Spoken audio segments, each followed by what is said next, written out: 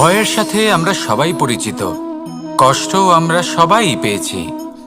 কখনো কখনো আমরা অসুস্থ হয়ে পড়ি, আর এমন সময় হলে মাতার মমতা, কখনো বাবার স্নেহ, কখনো বন্ধুদের পাশে থাকার অনুভূতি আমাদের রোগ নিরাময়ে সাহায্য করে।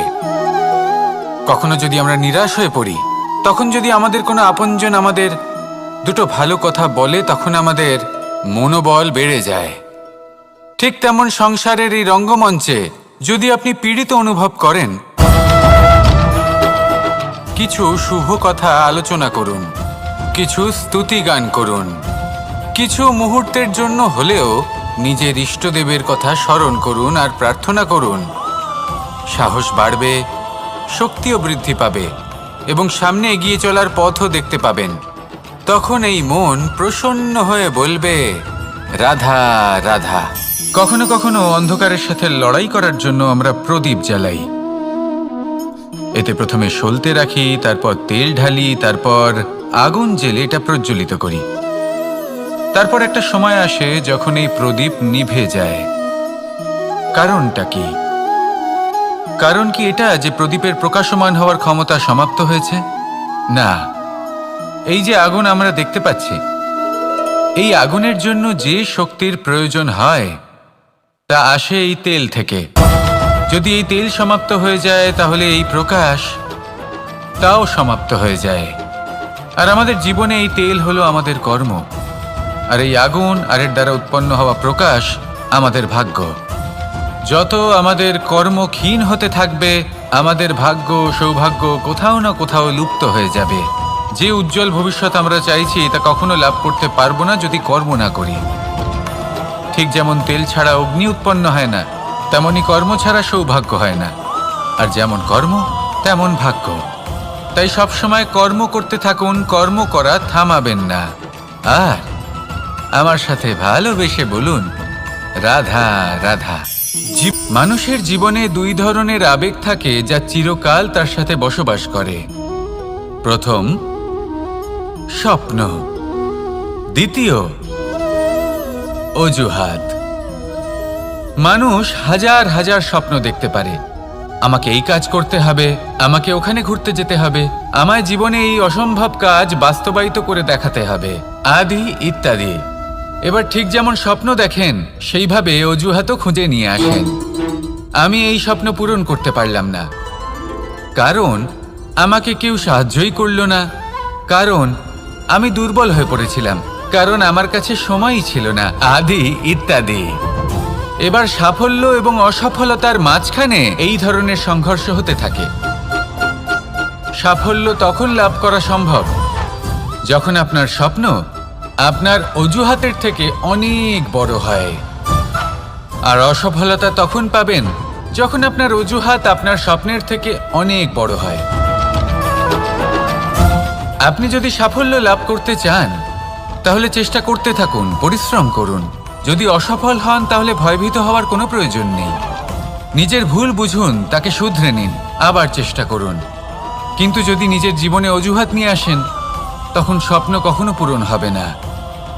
আসুন আমার সাথে ভালোবেসে বলুন, রাধা রাধা। সময় আমরা কারোর নীরবতাকে তার দুর্বলতা ভেবে বসি। হতেই পারে সেই ব্যক্তি উত্তর দিতে চাইছেন না, হতে পারে অন্য কোনো কারণ আছে যা আমরা বুঝতেই পারছি না। সেই জন্য তাকে দুর্বল ভেবে নেওয়া অনুচিত। দেখতে গেলে এই বিশাল সমুদ্র এও কিন্তু নীরব, শান্ত হয়। কিন্তু যখন সে রুদ্র মূর্তি ধারণ করে, তখন কি হয়? সমগ্র সংসারকে বিনাশের পথে নিয়ে যায় এই সমুদ্র, প্রলয় সৃষ্টি করে। সেই জন্য কারোর সহ্য শক্তিকে দুর্বলতা বলে মনে করবেন না, কারণ যদি এই নীরবতা নিজেকে ভেঙে বেরিয়ে আসে, তাহলে তা বিনাশের সমস্ত সীমা পার করে যেতে পারে। তাই এই নীরবতাকে সবসময় বুঝুন, সবসময় একে সম্মান করতে শিখুন, আর আমার সাথে ভালোবেসে বলুন, রাধা রাধা। জীবনে তিনটি বিষয় আছে, তিনটি বস্তু আছে, তারা যেন আপনাকে কখনো বশে না করে নিতে পারে। প্রথম হলো ধন। ধন যতক্ষণ আপনি ব্যবহার করতে থাকেন, যতক্ষণ তা আপনার কাজে আসছে, ততক্ষণ ঠিক আছে, এই ধন আপনার কাছে অমৃত। কিন্তু যখন এই ধন আপনাকে ব্যবহার করতে শুরু করে, বুঝে যাবেন যে আপনার পতনের সময় শুরু হয়েছে। দ্বিতীয় বিষয়, ফেলে আসা অতীত। যাই করুন, আপনি অতীত পাল্টাতে পারবেন না, আর এই সত্যিটা আপনিও জানেন। কিন্তু তাও এর বশবর্তী আমরা হয়ে পড়ি, আর যখন তাই হয়, তখন এই সংসারে আমরা যেখানেই যাই না কেন, যত বড়ই সুখ লাভ করি না কেন, সেই সব আমাদের কাছে তিক্ত বলে মনে হয়। তৃতীয় বিষয়, আপনার আশেপাশের মানুষ ভিন্ন ভিন্ন ধরনের মানুষ হয়, যাদের চিন্তা ভাবনা এবং দৃষ্টিভঙ্গি ভিন্ন ভিন্ন প্রকারের। যদি এদের বশবর্তী আপনি হয়ে পড়েন, তাহলে কেউ বলবে এটা করো, এটা ভালো। কেউ বলবে এটা করো না, ওটা করো, ওটা ভালো কাজ। কেউ বলবে এই দুটোই করো না, অন্য কিছু করো। এই কথাগুলিতে আপনি এতটাই জড়িয়ে পড়বেন যে আপনি লক্ষ্যভ্রষ্ট হয়ে পড়বেন। তাই এই 3 বিষয় থেকে সাবধানে থাকবেন। যদি কোনো কিছু বশ করতে হয়, তাহলে আপনাকে বশ করতে হবে আপনার আজকে, নিজের বর্তমানকে। এটা খুব প্রয়োজনীয়। এটা ভাববেন যে এই সময়ের সদ্ব্যবহার আমি কিভাবে করব, সময়কে শাসন কিভাবে করব, ওই কর্ম কিভাবে করব যাতে ভবিষ্যতে কখনো আমার আফসোস না হয়, বরং এই সংসার আমাকে নিয়ে গর্ব করবে, সেই কর্ম করুন। আর যখন আপনি এটা শিখে নেবেন, তখন আপনি নিজেই নিজেকে প্রকৃত অর্থে ভাগ্যশালী করে তুলবেন। আসুন আমার সাথে ভালোবেসে বলুন, রাধা রাধা। অনেক কখনো কোনো চাতক পাখিকে দেখেছেন? কথায় আছে যে বছরে মাত্র একবার সে তার তৃষ্ণা মিটিয়ে থাকে, আর তাও আকাশে ভেসে থাকা মেঘের দ্বারা ঘটানো বৃষ্টির জলের ফোঁটা থেকে। আর কোথাও থেকে সে তার তৃষ্ণা পূরণ করে না। সারা বছর সে নিদারুণ গরম সহ্য করে, তীব্র শীতও সহ্য করে, শুধু এই আশা নিয়ে যে বছরে একবার অন্তত সেই মেঘের ঘন ঘটা হবে, বৃষ্টি হবে, আর সে তার তৃষ্ণা নিবারণ করবে। এটা আসলে কি? এটা আসলে বিশ্বাস। সেই বিশ্বাস যে বছরে একবার সেই মেঘ আসবে তৃষ্ণা নিবারণ করতে। যেমন দেখুন, একটা সূর্যমুখী ফুল সারা রাত অন্ধকারের সাথে যুদ্ধ করে, কারণ তার বিশ্বাস যে ভোরবেলায় সূর্য তাকে অবশ্যই দর্শন দেবেন। সেটাও বিশ্বাস ছিল যার উপর ভরসা করে মনু একটা নৌকা নিয়ে বেরিয়ে পড়েছিলেন এবং সমস্ত সৃষ্টিকে প্রলয়ের হাত থেকে বাঁচিয়েছিলেন। সেটাও ছিল ভালোবাসার প্রতি বিশ্বাস, যার উপর ভরসা করে বানর এবং ভাল্লুক সেনা নিয়ে শ্রীরাম আক্রমণ করেছিলেন সমস্ত বরদানপ্রাপ্ত অসুরগণ এবং রাক্ষসগণের লঙ্কায়, এবং জয় লাভ করেছিলেন।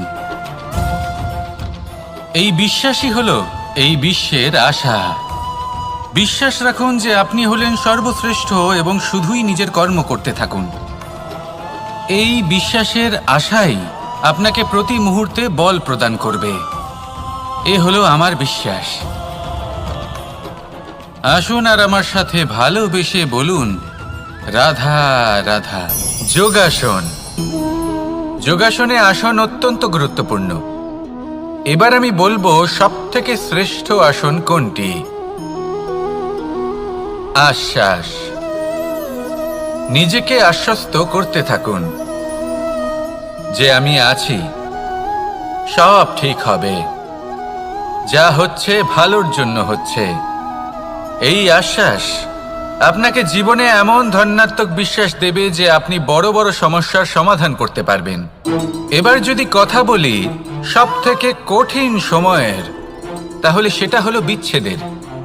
যা মা সীতাকে সহ্য করতে হয়েছে শ্রীরামের জন্য, রাধা কৃষ্ণকেও সহ্য করতে হয়েছে। যে ব্যক্তি বিচ্ছেদের সময় সঠিক পথে চলে এসেছে, সে জীবনে অনেক শ্রেষ্ঠ স্থানে অবশ্যই পৌঁছতে পারবে। এবার যদি কথা বলি সবথেকে জরুরি এবং গুরুত্বপূর্ণ সময়ের, তাহলে সেটা হলো সংযোগ। সকলকে সাহায্য করতে থাকুন। আপনি অন্যদের সাহায্য করে তাদের যত আনন্দ দিতে পারবেন, ততটাই আনন্দ আপনারও জীবনে অবশ্যই আসবে। আসুন আর আমার সাথে ভালোবেসে বলুন, রাধা রাধা। সংসারে সকলে উঁচুতে উঠতে চায়, কেউ নত হতে চায় না। সবাই এটা মনে করে যে নত হওয়ার অর্থ হলো তাদের আত্মসম্মান এবং অহংবোধের বিরুদ্ধাচরণ করা। তাদের মনে হয় যে যদি আমরা নত হই, সংসার আমাদের দুর্বল মনে করবে, তাদের শৌর্য এবং তাদের ব্যক্তিত্বের অপমান হবে। কিন্তু এটা কি সত্যি? প্রত্যেকবার নত হওয়ার অর্থ কি সম্মানহানি হওয়া? কখনোই নয়। আপনি নিজের জীবনকেই দেখে নিন। আপনার কোনো অমূল্য জিনিস যদি নিচে পড়ে যায় তাহলে তাকে কিভাবে তোলেন? সেই বস্তুকে তোলার জন্য আপনাকে নত হতেই হবে। আপনি বড়দের আশীর্বাদ কিভাবে লাভ করেন?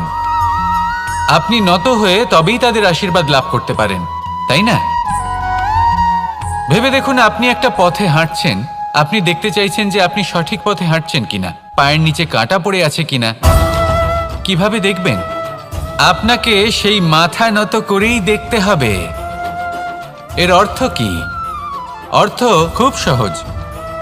প্রত্যেকবার নত হওয়া অনুচিত নয়, সেটা কোনোভাবেই সম্মানহানি নয়। পরিস্থিতি অনুসারে এবং যেখানে প্রয়োজন আপনি নত হতে শিখে গেলে আপনি অনেক কিছুই লাভ করতে পারবেন। লক্ষ্যে পৌঁছানো অত্যন্ত কঠিন হয়। গুণ, কেউ ভাবেন যে কেন এত কঠিন হয়? সেই জন্য প্রয়োজন এবং পরিস্থিতি অনুসারে নত হতে শিখুন। এতে অনুচিত কিছুই নেই। এই লক্ষ্য আত্মসম্মান কেন থাকা আমার কাছে অত্যন্ত চলে আসে প্রয়োজন, না? কিন্তু তা যেন কখনো অহংকারে আপনাকে পরিণত একটা কথা না বলি। হয়। এই যদি বিষয়ে আপনার লক্ষ্য অবশ্যই কঠিন নজর না রাখবেন হয়, এবং তাহলে আমার তাকে সাথে পাওয়া ভালোবেসে আপনার বলবেন, পক্ষে অসম্ভব হয়ে রাধা উঠবে। রাধা। আমাদের জীবনে অনেক লক্ষ্যে ধরনের পৌঁছানোর ব্যক্তি এই এসে রাস্তায় থাকেন। আপনি যে কেউ কড়া কেউ রোদের আমাদের সাথে সম্মুখীন থেকে হন, যান, যার কেউ থেকে আমাদের আপনি থেকে দূরে দূরে পালাতে চলে চান, যান। সেই রোদ কেউ আপনাকে ভালো মানুষ প্রেরণা হন, যোগায় কেউ যে খারাপ আপনি মানুষ। এগোতে থাকুন। কিন্তু আমরা সবসময় সেই সময়টাকে ভাবুন নিয়ে একজন দুঃখ যাত্রী প্রকাশ যে কিনা করি নিজের যখন লক্ষ্যের আমাদের দিকে জীবনে কোনো যাচ্ছেন, সেই খারাপ পথে ব্যক্তি উনি প্রবেশ যদি করেন। একটু ছায়া পেয়ে যান, তারা আমাদের খারাপ আর উনি অনুভূতি ওখানে দেন, বিশ্রাম দুঃখ নেন, দেন, কষ্ট দেন। আমরা তাহলে তার সবাই সাথে তাকে ভালো মন্দ তার কথা ভাগ্য বলি। গভীর নিদ্রায় সেখানে কেন? বিলীন হয়ে যায়। এমন বিভিন্ন ধরনের মানুষ, তাই খারাপ পরিশ্রমের মানুষ, ভালো কড়া মানুষ, রোদের থেকে সবার কখনো জীবনেই দূরে আসেন। পালাবেন না। জীবনে এবং শুধু সকলকেই সামনে একটা এগোতে থাকুন অমূল্য শিক্ষা দৃঢ়তার দান করে সাথে। যান। আর লক্ষ্য সরল হোক, কঠিন এবার হোক বা আপনি অত্যাধিক নিজেই ভেবে কঠিন দেখুন, হোক, জীবনে যখন একটা কথা প্রথমবার মনে আপনি রাখবেন, আগুন স্পর্শ যে জীবনের করেছিলেন, লক্ষ্যে পৌঁছতে পেরেছে তখন আপনি একটা শিক্ষা সে লাভ লক্ষ্য করেছিলেন যে প্রাপ্তির আমাকে জন্য আগুনের থেকে আফসোস একটু দূরে কখনোই থাকতে করে হবে। না। তারপর আস্তে আস্তে আপনি শিখলেন যে রাধা, কিভাবে এই রাধা। আগুনকে নিয়ন্ত্রণে রাখতে হবে। ধৈর্য, তারপর আপনি শিখলেন এই ধৈর্য যে কি কিভাবে নিজের জীবনে তাকে প্রয়োগ কোনো করতে গুণ? হবে। কোনো তা অনুভূতি, সে অন্ধকারে কোনো প্রকাশ লাভ দৃষ্টিভঙ্গি? করার জন্য হোক বা খাবার বানানো। আমার জন্য ধৈর্য এক সেইভাবে বাহন। কোনো খারাপ ব্যক্তি যখন আপনার জীবনে আসে কোনো শিক্ষা দিয়ে যায়, আপনি হয়তো তার প্রতি ভাবছেন, কৃতজ্ঞ এই কেমন থাকুন। বাহন?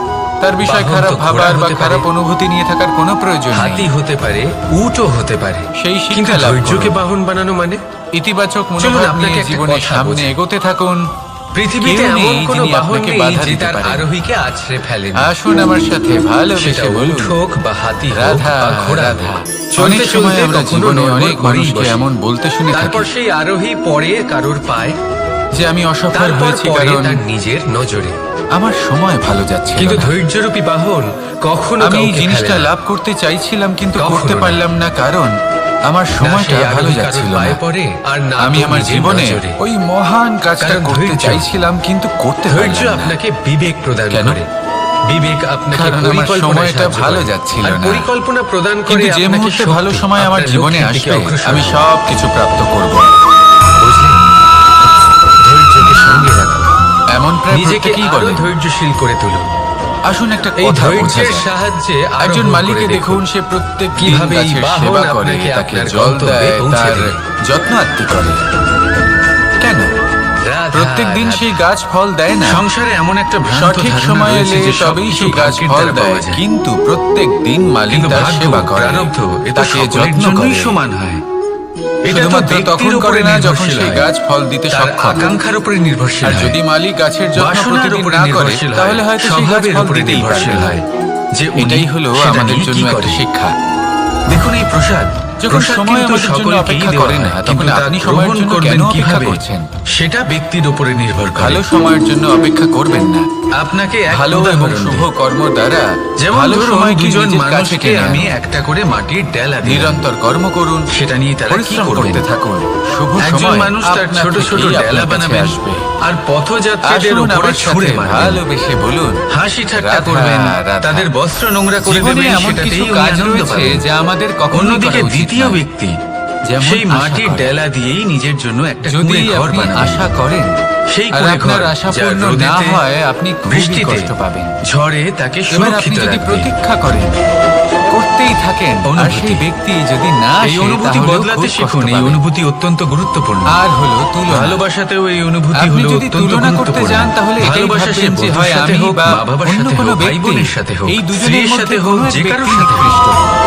আর এই ভাবনাটাই হলো অনুচিত। মনে রাখবেন, এই যদি হলো আমরা সেই কথা অনুভূতি বলি যা আপনার সেই ভাগ্য সব নির্ধারণ বিষয়ে করে যা থাকে। আমাদের করা উচিত, তাহলে আসুন আমার যেমন সাথে প্রেমের অনুভূতি নিয়ে বলুন। পরীক্ষা।